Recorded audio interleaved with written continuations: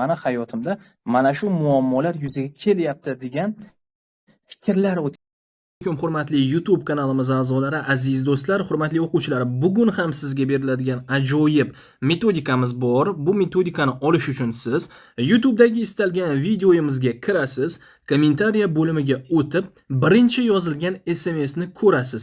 Bu yerda Telegram kanalimiz yozilgan, psixolog Jahongir deb ko'k yozuvni ustiga bosib, Telegram sahifamizga ulanasiz va sizga ajoyib maxsus metodika va kitoblarimiz tayyorlab qo'yilgan.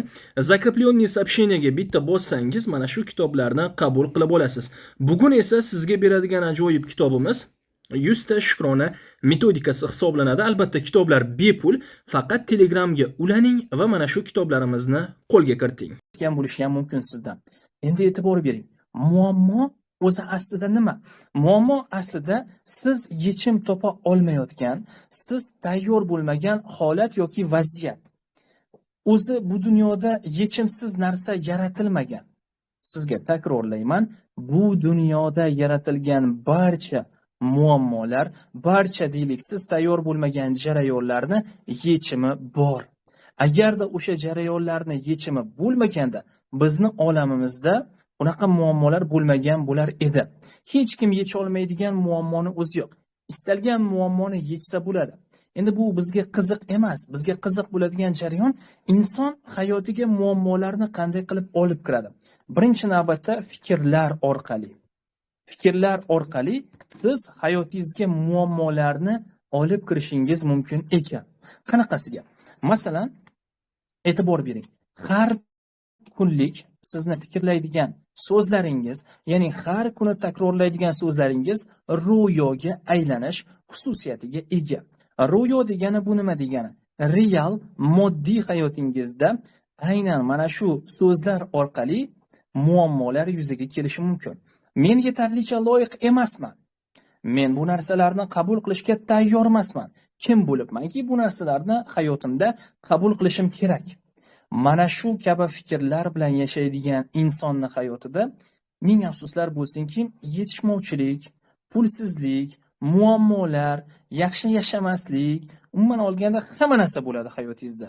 Chunki siz o'zingizni loyiq ko'ra olmayapsiz. Sizda programma yondi o'sha. Aynan mana shu programma tufayli hayotingizga ko'ngilsizliklar, hayotingizga negativlar, hayotingizga yaxshi emas voqeliklar kelishni boshlaydi. Va bu voqeliklar sizni har taraflama ezadi. Har taraflama siz muammolarning ichida qolib ketasiz. Fikrlar, hamma narsaga fikrlar sabab. Bir kunda bu endi hisoblangan insonning ongiga, insonning miyasiga 70 mingdan ziyod fikrlar kelib ketar ekan. Shunchaki miyangizga keladi, ketadi, keladi, ketadi. 70 mingdan ziyod o'y fikrlar. Tasavvur qiling. 70 mingdan ziyod o'y fikrlarni qancha foizi negativ deb o'ylaysiz? Sizga savol bermoqchiman. Mana kommentariyada yozib yuboringlar. 70 ming marotaba keladigan o'y fikrlarni necha foizi negativ sizda? Bir kunda endi hisoblash iloji yo'q endi. Lekin taxminan necha foiz deb o'ylaysiz? Siz yozib turguncha men prezentatsiyani davom ettiraman. 50%, 80%. Mana 80% deyishyapti. 50% deganlar sizlar vahimaga tushmasanglar ham bo'ladi. Agarda 50% negativ bo'lsa, 50% salbiy bo'ladigan bo'lsa, vahimaga tushmang, chunki 50-50 ketyapti. Lekin bu degani yaxshi degani ham emas. Bu holatga bog'liq. 70%, 80%, 20%, menda 40%, 60-70%. Men ancha negativlardan uzoqlashganman. Ba'zida o'y xayol kelganidan charchayman. 80%. Yaxshi. Menda 80% ustoz. Juda zo'r.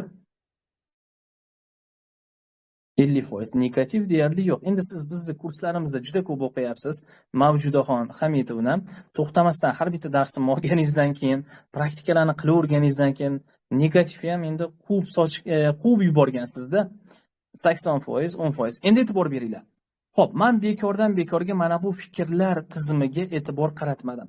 insonni ongiga keladigan fikrlar, ya'ni bir kunda miyasiga keladigan fikrlarni deylik 70-80% agarda negativ bo'ladigan bo'lsa, afsuski sizni hayotingiz mana shu negativlar bilan o'ralgan bo'ladi. Afsuski sizni hayotingizga negativ voqeliklar kirib keladi. Nimaga? Chunki ongingizda negativlar aylanyaptimi? Ichkaridan ong hissiyotlarni tepaga chiqaradi. Hissiyot degani nima degani? Hissiyot degani, masalan, men yetarlicha loyiq emasman kabi fikrni bir kunda 10 marotaba, 15 marotaba takrorladingiz va ichki hissiyotlar o'ziga nisbatan ishonchsizlik bo'ladi. O'zini qabul qilmaslik bo'ladi, o'zini rad etish bo'ladi. Va buni oqibatida nima bo'ladi hayotingizda bilasizmi? Buni oqibatida ming afsuslar bo'lsinki, sizni hayotingizga loyiq emaslik voqealari kirib keladi. Chunki siz mana shu negativ orqali, chunki siz mana shu buzg'unchi o'y fikr orqali o'zingizni hayotingizga jalb qilyapsiz. Salbiy voqelikni, salbiy jarayonlarni. Sizni hayotingizda pul yo'qotishlar bo'ladi. Sizni hayotingizda agar ishlaydigan bo'lsangiz, rahbaringizdan so'kish eshitasiz yoki turmush o'rtog'ingiz bilan munosabatlarda muammolar bo'ladi, chunki sizni xohishingiz bajarilmaydi vaqtida. Turmush o'rtog'ingiz ham sizni o'y fikringizga binoan, sizni e'tiqodingizga binoan o'zini tutishni boshlaydi. Masalan, men loyiq emasman programmasida yashasangiz, turmush o'rtog'ingizga voy adasi mana bu yangi kiyim kelibdi, voy mana bu joyga borsak bo'lar ekan deb fikr bildiradigan bo'lsangiz, uyda o'tir, bolalarni tarbiyasi bilan shug'ullan. Kim qo'yibdi senga yangi kiyimni? Ahvolingni qara deb javob berishi mumkin. Bu nimadan? Bu yerda siz birdaniga hissiyotlarga berilib, turmush o'rtog'ingizdan xafa bo'lishingiz mumkin. Bu endi tabiiy jarayon, sizning tabiiy reaksiyangiz. Lekin aslida bu vaziyatni nima orqali keltirib chiqaryapsiz? Fikr orqali keltirib chiqaryapsiz. O'zingizni loyiq ko'rmaslik dasturi orqali keltirib chiqaryapsiz. Bu birgina misol. Endi pulga oladigan bo'lsak, men hayotda ko'p pul topa bilmayman. Men ko'p pullarni topishni umuman xayolimga keltirmaganman. Ko'p pul harom yo'l orqali topiladi. Mana shu kabi ishonchga ega bo'lsangiz, sizni hayotingizda masalan deylik, oyiga 15 million, oyiga 20 million, oyiga 40 millionlab daromad qilish imkoniyati tug'ilgan bo'lsa-da, sizga imkoniyat berilgan bo'lsa-da, nima bo'ladi hayotingizda bilasizmi?